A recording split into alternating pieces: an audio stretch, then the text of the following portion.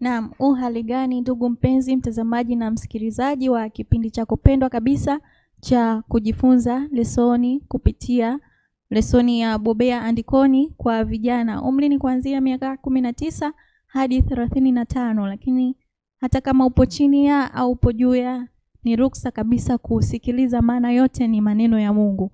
Na leo tukiwa tunaendelea na mfululizo wa masomo yetu, tunaendelea kutoa shukrani kwa wewe ambaye umezidi kutufuatilia siku baada ya siku kupitia vipindi vyetu vinavyowezwa kurushwa kupitia channel ya SUA SDHH Media. Na siku hii ya leo tutakwenda kujifunza maneno mbalimbali tukiwakilishwa na walimu wachache hapa kupitia channel hii, na walimu hawa watakwenda kutuonyesha ni jinsi gani somo la juma hili lilikuwa linaeleza mambo mbalimbali kuhusu neno la Mungu.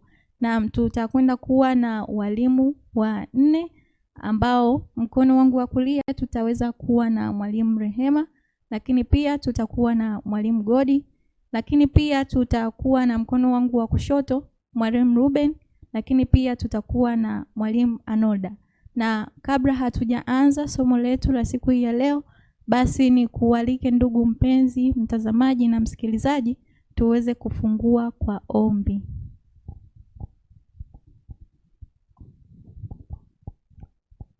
Tuombe. Mtakatifu Mungu na Baba, tunasema asante kwa ajili ya siku hii tena ambayo tupata kwa ajili ya kujifunza na kutoka kwamba uweze kuwa pamoja nasi, ongoza akili zetu tupate ukubwa kwa ajili ya somo la kushukuru. Amen. Amina. Na hilo lilikuwa ni ombi la kuweza kufungua kipindi chetu cha siku hii ya leo. Juma lililopita tulikuwa na somo zuri kabisa ambalo lilikuwa na kichwa kinachosema bustani ya Gethsemane. Tuliweza kuona mambo mbalimbali ambayo yaliweza kutujenga. Na siku hii ya leo tutakwenda kujifunza somo zuri kabisa ambalo lina kichwa kinachosema karipio, majuto na toba, ikiwa ni somo la 8, na somo hili litakwenda kujengwa katika kitabu cha Mathayo 26 kuanzia mstari wa 57, na pia litafika mpaka Mathayo 27 ule mstari wa 10. Na kabla hatujaenda kuangazia masomo mbalimbali ndani ya somo hili la leo, tutakwenda kuona utangulizi mfupi ambao utangulizi huu unamuelezea kijana mmoja ambaye anaitwa Daniel. Kuwa pamoja nami kuweza kusikiliza utangulizi huu. Na anaanza kwa kusema, wakati wa ufalme wa Umedi na Ujemi, mmoja wa magavana watatu ambao walikuwa wamewekwa juu ya ufalme huo alikuwa ni Daniel. Na Daniel huyu alikuwa si mkazi wa eneo hilo, lakini alikuwa ni mmoja wa mateka ambao walikuwa wamezaliwa katika Wayahudi. Na Danieli alizidi kuonekana kwa sifa nzuri licha ya kuwa alikuwa ni mfungwa, kwani aliweza kuwa ni kijana ambaye alikuwa mwadilifu, na uadilifu wake ulifanya watu wengi waweze kumponda kwa kupitia mambo mbalimbali ili kuweza kumshusha. Na ilifika mahali waliweza kufanya visa juu yake na hata kuweka sheria ngumu ambazo zingemfanya Danieli kuacha tabia yake ya uadilifu. Na waliweza kuweka sheria ambayo iliweza kuonyesha mtu alipaswa kusujudiwa kwa wakati huo au kuweza kufuatwa katika matakwa yake ni mfalme. Lakini Danieli alikuwa ni kijana ambaye anamwamini Mungu wa mbinguni, na hivyo kama ilivyokuwa kawaida yake, kila siku katika dirisha lake alikuwa akifanya sala pamoja na maombi. Na hivyo kutokana na uadilifu wake, mfalme alimpenda sana kijana Danieli. Na tunapoendelea kuangazia utangulizi huu, tunaona Danieli hakuweza kufuata hii sheria ambayo iliweza guide watu wa sehemu hiyo kuweza kumwabudu Mungu, kuweza kumwabudu mfalme, na badala yake alidumu kumwabudu Mungu wa mbinguni. Kutokana na kwamba mfalme alimpenda sana Danieli, alitamani kujaribu kumtetea ila kama tunavyojua sheria ikiwekwa huwa inakuwa imewekwa na huwa inakuwa imepitishwa. Licha ya kuwa walioweka sheria hiyo waliweka ili kuweza kumkomoa Danieli, na hatimaye ilionyesha kuwa mtu ambaye angevunja sheria hiyo basi angetupwa kwenye tundu la simba, na huo ungekuwa mwisho wake. Hayo ni mambo ambayo amekuwa akipitia Danieli kupitia utangulizi huo mfupi. Naam, hatutaenda mbali kupitia utangulizi huo. Tunarudi katika hali ya kawaida katika neno la Mungu, tunakuja kumuona Yesu Kristo. Yesu Kristo akiwa kama mwana wa Mungu aliweza kuwa ni mwadilifu kwa kila nyanja ambayo alikuwa anaipitia. Kwa kila sehemu aliyokuwa anapita aliweza kuwa mwadilifu, lakini kwa bahati mbaya wale wote waliokuwa wakimzunguka walikuwa wanatafuta namna ya kuweza kumshusha na aweze kuonekana mtu mbaya. Na kwa kusema utangulizi huo, basi tutaenda kuangazia somo la juma hili ambalo linaelezea karipio, majuto na toba, lakini zaidi tutagusia pale tulipoishia juma lililopita, kipindi ambapo Yesu anakaribia kwenda kukamatwa, na hatimaye juma hili tutaendelea matukio ambayo yanaonyesha Yesu kuanzia kwenye hukumu yake mpaka anapoweza kuhukumiwa kifo, lakini licha hakuwa na matatizo yoyote. Kama tulivyomwona Danieli, walizidi kumtafutia tu hayo ili aweze kuonekana ni mtu mbaya. Na kwa kusema hivyo tutaenda kujifunza mambo machache ambayo tutaweza kuona mashitaka ambayo yaliweza kutolewa kwa Yesu, ambapo alichukuliwa kutoka Gethsemane hadi nyumbani kwa kuhani mkuu na akakabiliwa na washitaki wake, na pia tutaona majuto ya Yuda ambayo yalisababishwa na kumsaliti Yesu, lakini pia tutaangazia toba ya Petro ambapo alifanya baada ya kumkana Yesu. Na hivi tunavyoonyeshwa matukio haya, basi ndivyo yanavyoweza kutusaidia kuweza kufikia neema na utukufu wa Kristo na kuweza kuonyesha maisha halisi ya Ukristo. Na tutakwenda kuangazia kichwa kifupi katika somo la juma hili baada ya utangulizi huo, ambacho kabla hatujakisoma kichwa hicho, ninatamani msikilizaji tuweze kusoma mafungu machache ambayo yanaangazia somo la juma hili, na ninaomba mwalimu mmoja atusaidie kutusomea Mathayo 26 kuanzia ile sura ya 57 atafika mpaka Mathayo 27 mstari wa 3. Karibu mwalimu, tuweze kupata picha kidogo.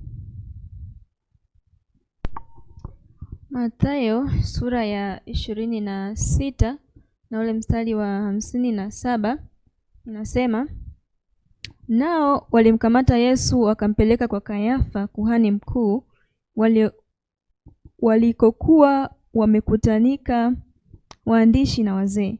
Na Petro akamfuata kwa mbali mpaka behewa ya kuhani mkuu, akaingia ndani, akaketi pamoja na watumishi auone mwisho. Basi wakuu wa makuhani na baraza yote wakatafuta ushuhuda wa uongo juu ya Yesu, wapate kumuua, wasiuone. Wangawa walitokea mashahidi wa uongo wengi, hata baadaye wawili wakatokea wakasema, huyu alisema, naweza kulivunja hekalu la Mungu na kulijenga kwa siku 3. Kisha kuhani mkuu akasimama akamwambia, hujibu neno? Hawa wanakushuhudia nini? Lakini Yesu akanyamaza. Kuhani mkuu akamwambia, na kuapisha kwa Mungu aliye hai, utuambie kama wewe ndiwe Kristo mwana wa Mungu. Yesu akamwambia, wewe umesema. Lakini nawaambieni, tangu sasa mtamwona mwana wa Adamu ameketi mkono wa kuume wa nguvu, akija juu ya mawingu ya mbinguni. Ndipo kuhani mkuu akayarua mavazi yake akisema, amekufuru! Na haja gani tena ya mashahidi? Tazameni sasa, mmesikia hiyo kufuru yake. mwaonaje ninyi? Wakajibu wakasema, imempasa kuuawa. Ndipo wakamtemea mate ya uso, wakampiga makonde, wengine wakampiga makofi wakisema, ewe Kristo, tufumbulie ni nani aliyekupiga? Na Petro alikuwa ameketi nje bewani. Kijakazi mmoja akamwendea akasema, wewe nawe ulikuwepo pamoja na Yesu wa Galilaya. Akakana mbele ya wote akisema, sijui usemalo. Naye alipotoka nje hata ukumbini, mwanamke mwingine akamwona, akawaambia watu waliokuwako huko, huyu alikuwapo pamoja na Yesu Mnazareti. Akakana tena kwa kiapo, simjui mtu huyu. Punde kidogo wale waliohudhuria wakamwendea wakamwambia Petro, hakika wewe u mmoja wao, kwa sababu hata usemi wako wa kutambulisha. Ndipo akaanza kulaani na kuapa akisema, simjui mtu huyu. Na mara akawika jogoo. Petro alikumbuka lile neno la Yesu alilosema, kabla ya kuwika jogoo utanikana mara 3. Akatoka nje akalia kwa majonzi. Na mbarikiwa sana. Na huyo ni mwalimu Arnolda, ameweza kutusomea mafungu machache kupitia kitabu elekezi cha somo la juma hili, na kwa mafungu hayo machache ndipo tutapoelekea katika mianzo ya somo la juma hili, ambapo tutaangazia kichwa kidogo kinachosema ukosefu wa haki na unyanyasaji. Na mwalimu Arnolda ataweza kutuongoza katika sehemu hii na kutueleza nani alikosa haki na unyanyasaji uliweza kutokea wapi. Karibu mwalimu. Asante sana mwalimu kwa fursa hii nzuri ulionipatia. Ndio. Tunaona ya kwamba baada ya Yesu kukamatwa pale bustanini na wale watumishi wa kuhani wakampeleka sasa kwenye baraza. Kama tunavyofahamu, mhalifu akikamatwa huwa apelekwe jela moja kwa moja au akauawa. Ukiona ameuawa basi hilo ni kosa lingine. Mhalifu anatakiwa apelekwe katika mahakama ili kosa lake lijulikane. Kwa hiyo Yesu baada ya kukamatwa alipelekwa katika hilo baraza ambalo lilikuwa linaitwa Sanhedrin. Hili baraza ni la Kiyahudi, ni la utawala wa Kiyahudi. Na mashtaka ambayo Yesu alikuwa akipatiwa ni kiukweli ni yasiyo na haki. Kwa sababu hakuna kosa Yesu ambalo alikuwa amelifanya.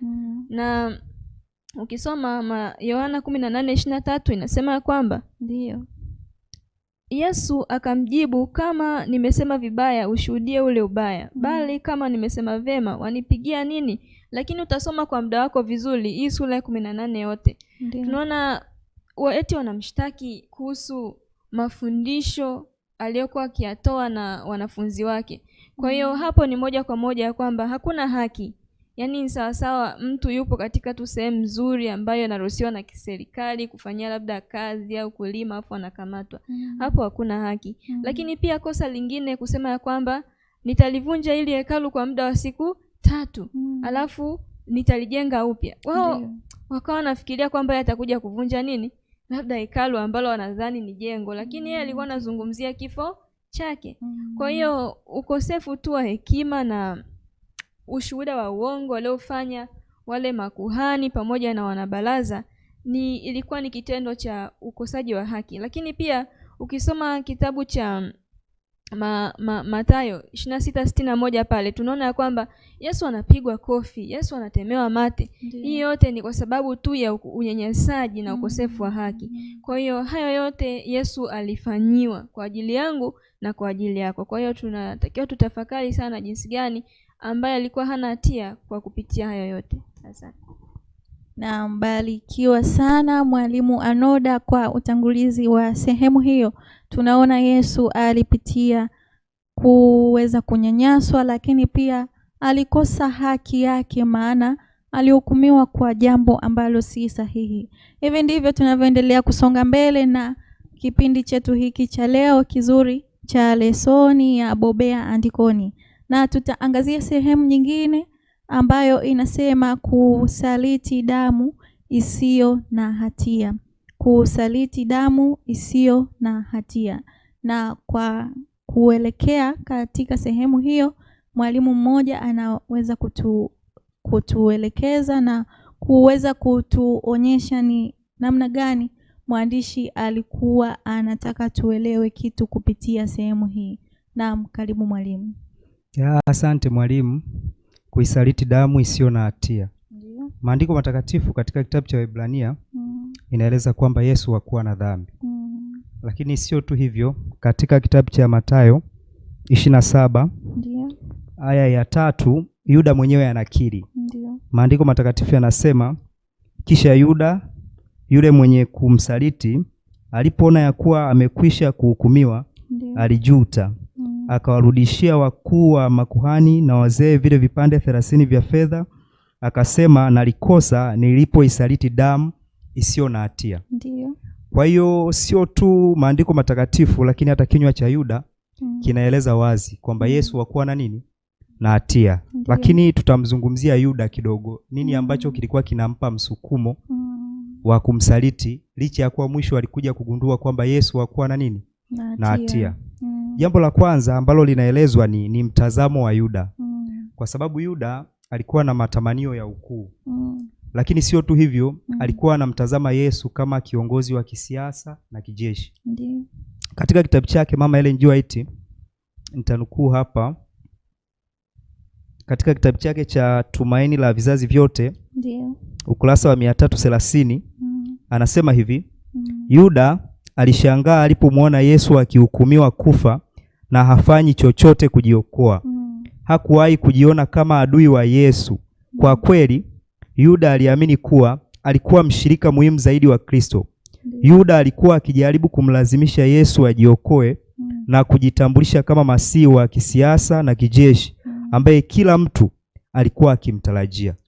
Kwa hiyo kuna wakati, kwa sababu ya matamanio ya Yuda, kuna wakati alikuwa na tamaa ya kutaka kumsaidia Kristo. Ilifikia wakati tamaa zake zikampelekea kumkamatisha Yesu kwa wale wazee.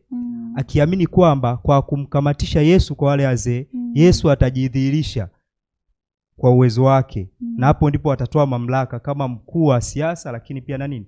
Na kijeshi. Kwa hiyo tunakuja kuona kumbe matokeo yake yanakuwa sio kile ambacho Yuda alifanya nini? Alikitarajia. Lakini mwisho Yuda baada ya kuona kwamba matokeo yake yamekuwa tofauti, anachukua hitimisho la kujiua. Baada ya kuwa yameenda nini? Tofauti. Jambo ambalo linajaribu kutuonyesha uchungu ambao Yuda aliupitia, ambao kimsingi, ndugu msikilizaji, na sisi pia hatutakiwi na hatupaswi kuupitia.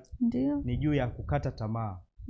Ni kweli neema za Mungu bado zilikuwa karibu na Yuda. Lakini baada ya ile hatia, hitimisho la Yuda la ghafla lilikuwa ni kwenda kufanya nini? Kujinyonga. Lakini jambo lingine la msingi sana ni kwamba Yuda alikuwa anamhitaji Yesu, lakini pia anauhitaji nini? Ulimwengu. Ndiyo. Tafsiri yake ni kwamba hakujisalimisha kikamilifu kwa nani? Kwa Yesu. Kwa Yesu.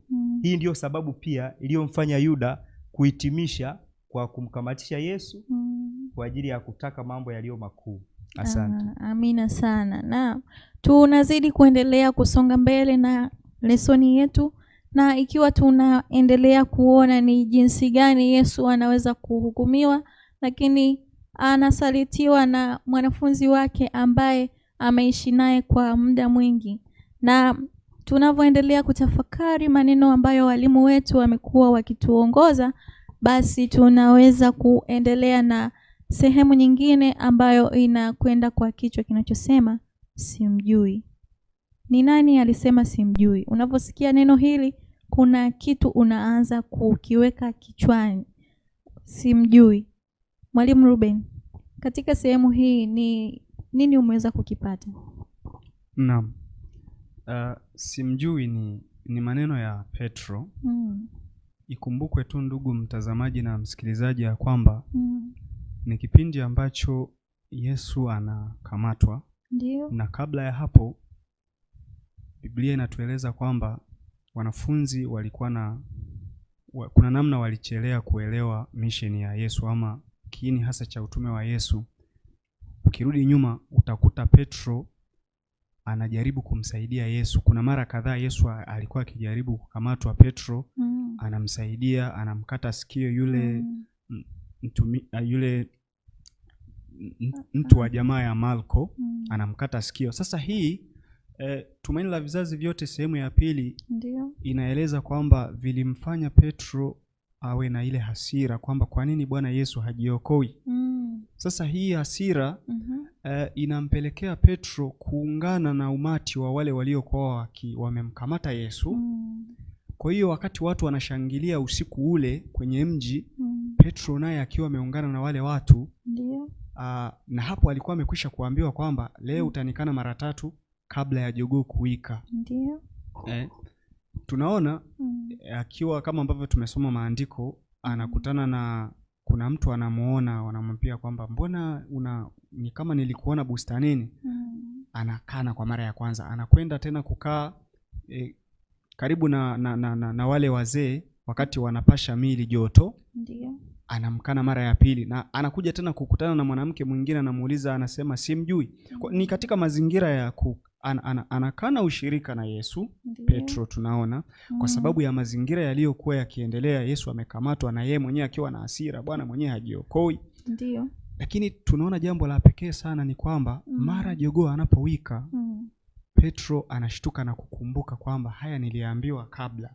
Na moja kwa moja utagundua na kuona ya kwamba maandiko yanatuambia Petro akamtazama Yesu, akakutana naye macho uso kwa uso. Ndio. Anapokutana na Yesu macho uso kwa uso, roho inamuuma, dhamiri inaamshwa. Ndipo anajitoa katikati ya ule umati na kukimbia kwenda kulia na kutubu. Ni mara ngapi inawezekana kuna wakati fulani sisi katika maisha yetu tumemkana Bwana, tumejiondoa katika ushirika na Bwana kwa namna mbalimbali, tumejiungamanisha na ulimwengu. Kuna wakati hata mambo yalipoenda tofauti kwa namna fulani, tulimkana Bwana, tulimwacha Bwana. Sasa inapofikia hapo tunapogundua ile dhambi tuliyoifanya, dhamiri inapoamshwa, ni hatua gani sisi tunaichukua? Maana tunaona Petro anapomtazama Yesu anaona uso wenye huzuni na huruma nyingi. Ndipo anakata tamaa, anaumia kwa uchungu, anaondoka, anakwenda kulia kuitubia ile dhambi.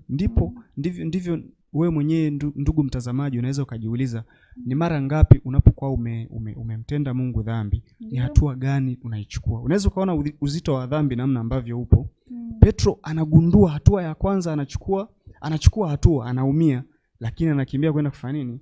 Kwenda kutubu. Tofauti na Yuda ambaye yeye aligundua kosa na akachagua kwenda kujinyonga. Asante. Kuna muda inasikitisha kidogo unapojaribu kusikiliza visa hivi. Nimejaribu kukumbuka hata somo lililopita, Yesu ni bado anaendelea kupitia huzuni. Wanafunzi hawa walionekana kulala kwa juma lililopita, lakini leo tunaona mmoja wa wanafunzi wake wanaendelea, mwingine anamsaliti, mwingine anamkana. Sijui ungekuwa wewe ni Yesu ungefanyaje, lakini ngoja tuendelee kuona Yesu aliweza kufanya nini. Na hivi ndivyo tunavyoendelea kubarikiwa na lesoni yetu ya juma hili, na ikiwa tutaangazia sehemu nyingine ambayo inasema ule muonekano wa huruma na msamaha. Mwalimu Rehema, umeuona wapi muonekano wa huruma na msamaha katika lesoni ya juma hili? Asante. Turudi tu alipokuwa anazungumzia Mwalimu Ruben ya kwamba baada ya Petro kugundua kwamba amefanya kosa, ameshamsaliti Yesu. Ndio. Dhamiri yake ilimchoma ndani yake, lakini dhamiri ilimchoma baada ya kuona uso wa Yesu ambao alitegemea huo ni uso wa hasira, huo ni uso wa kukasirika. Anapomwangalia Yesu machoni, anaona uso ambao unatabasamu. Ndio. Uso ambao una huzuni, lakini huzuni ambayo inamhurumia Petro. Baada ya kuona vile, anakumbuka nyakati za kuhurumiwa za hapo nyuma walipokuwa wanafanya nini? Wanafanya makosa. Ndio. Kwa hiyo kitu cha msingi ambacho tujifunze ni kwamba hata wakati ambapo tunakuwa tumefanya makosa, bado Kristo hajawahi kukata tamaa kwa ajili yetu. Amina. Bado anatuangalia kwa uso wa huruma, kwa uso wa huzuni ambayo imejaa kutafuta sisi tufanye nini? Tubadilike. Na hicho ndio kitu cha msingi na cha muhimu ambacho tujifunze katika maisha yetu. Tusianze kujikatia tamaa sisi kama alivyofanya Yuda, wakati ambapo bado Kristo anatuangalia kwa jicho la nini? La huruma. Tuione kwanza huruma ya Yesu, na baada ya hapo tusonge mbele kwa ajili ya kuendelea kutafuta wokovu wetu. Asante. Amina. Naam, barikiwa sana Mwalimu Rehema. Wakati tumeona hapo nyuma Yesu anafadhaishwa, lakini bado anaonekana na sura ya msamaha na huruma katika hali ya huzuni aliyokuwa nayo.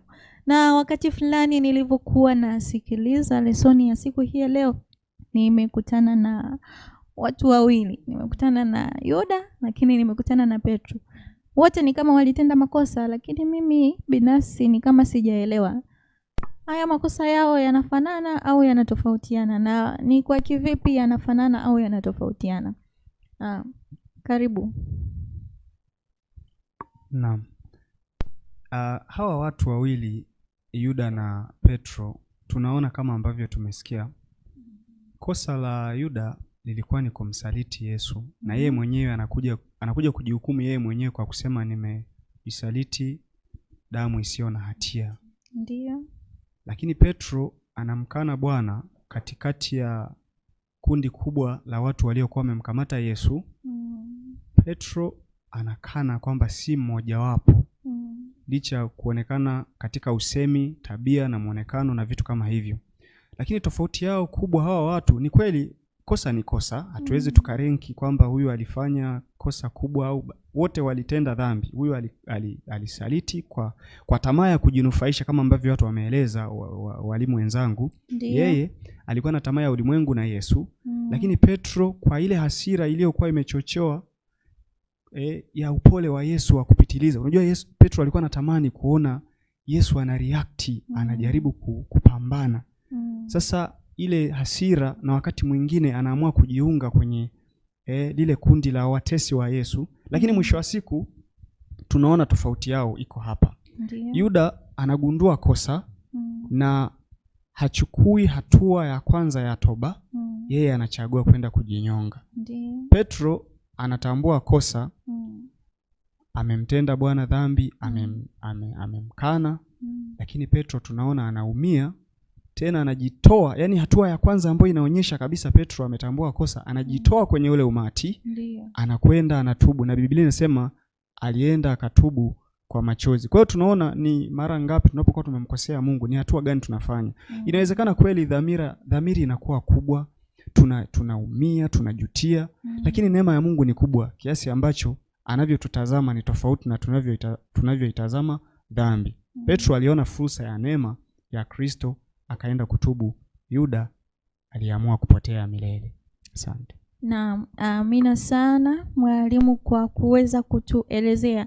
Na hivi ndivyo tumekuwa tukiendelea kujifunza masomo yetu ya juma hili, na tumeweza kuona mambo mbalimbali kupitia somo hili la siku hii ya leo. Tumeona jinsi Yesu anavyohukumiwa kwa unyanyasaji na kukosa haki. Tumeona ni jinsi gani wanafunzi wake Yuda pamoja na Petro wakiweza kumsaliti, lakini mmoja akiomba msamaha na mwingine kuishia kifo kulingana na kujutia ile hali aliyokuwa nayo.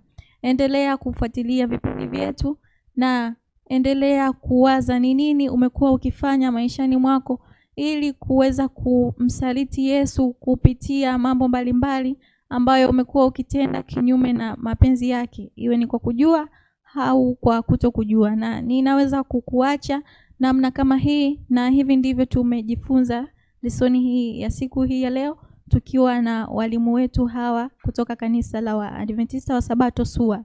Ulikuwa nami Eudia Mwipopo katika kipindi cha siku hii ya leo.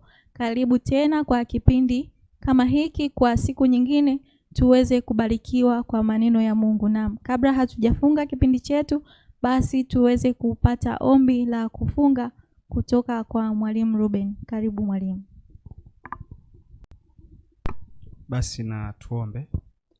Baba yetu na Mungu wetu mtakatifu sana, tunakushukuru kwa fursa hii ya pekee, kwani umeruhusu tena sisi hawa tukutane mahali hapa kwa ajili ya jina lako. Tumejadili lesoni jioni hii. Niombe tu ya kwamba yote tuliyojifunza Bwana yakaweze kuwa na msaada, yakatusaidie katika tabia zetu zilizo mbaya, tukaziache na tukakutazame wewe. Ni kweli tunakuhitaji. Kuna wakati fulani dhamiri na dhambi inatupeleka mbali, lakini kupitia somo hili la leo Bwana, tumejifunza ya kwamba neema yako ni kubwa. Roho wako Mtakatifu aendelee kutukumbusha ya kwamba neema yako ni kubwa, na wewe Mungu unatupenda. Tunaomba hata kwa ajili ya watazamaji na wasikilizaji wetu, endelea kuwasaidia na kuwaimarisha, na zaidi sana kwa kadri itakavyokupendeza, patie nafasi nyingine tena ya kujumuika kwa ajili ya vipindi kama hivi. Tunaomba na kuamini kupitia Kristo Bwana wetu.